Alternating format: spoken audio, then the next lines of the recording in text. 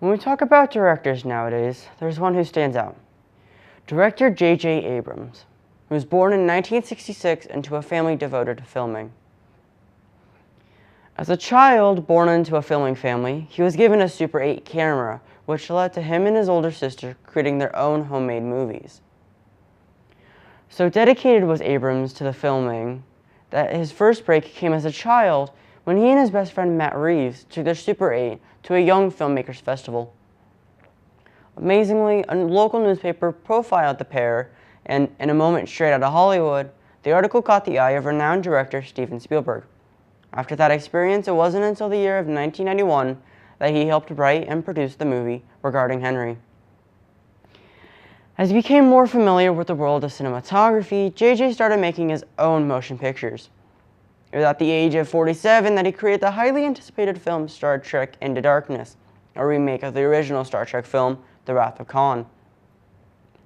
The movie ended its North American theatrical run on September 12, 2013, with a box office total of over $220 million, placing it as the 11th highest grossing film for 2013.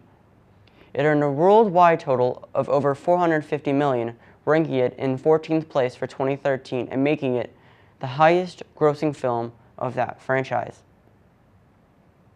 It was in 2015 Abrams once again produced a masterpiece, Star Wars The Force Awakens, which had a gross profit of over $2 billion, making it box office history. Movie critics around the world mentioned that there were three main elements that set this movie at such a professional level. It's a known fact that lens flares are the favorite of J.J. Abrams, and he can't really keep them away from them.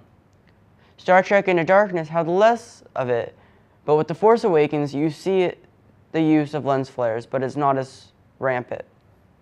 There's a subtle use here and there, and as the reference point, you could say that the benchmark of the lens flare usage has been put as the Darth Maul fight scene. Anything more than that is a strict no, and we're glad Abrams has remained true to the Star Wars fabric. The canted angle shot has to be used in the right way and has to be perfect, otherwise it makes a visually bad-looking shot. The technique of getting it right is to populate one side of the frame more than the other and not have the subject in the center of the frame. The shot shown here would show you how beautifully Abrams has achieved this, with the TIE fighter lifting up the right side of the frame and the laser explosions and the impact pushing down the left side of the frame. Now that's what we call a perfect and natural canted angle shot. The snap zoom shot. This one was clearly noticeable in the Star Trek film and is now in the Star Wars film also. It fits in seamlessly. This technique was inspired by camcorder war footage in the way that it makes you feel that you're actually watching the subject from close quarters and the subject is real. And the earlier used to good effect in the Battle of Geonosis in episode 2. Okay, just pause there. Go back to that. It was earlier. It was. You edited it. Okay. Okay, got it? And It was earlier used as good effect in the Battle of Geonosis in episode 2.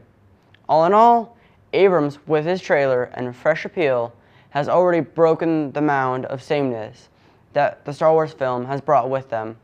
This one seems the same, yet different, and this is exactly what the Star Wars fans have been looking for. Over the years, Abrams has shown us his true colors. We've not been disappointed yet. He's always making his audiences want more. And to this day, we're still wondering what is to come from this magnificent director.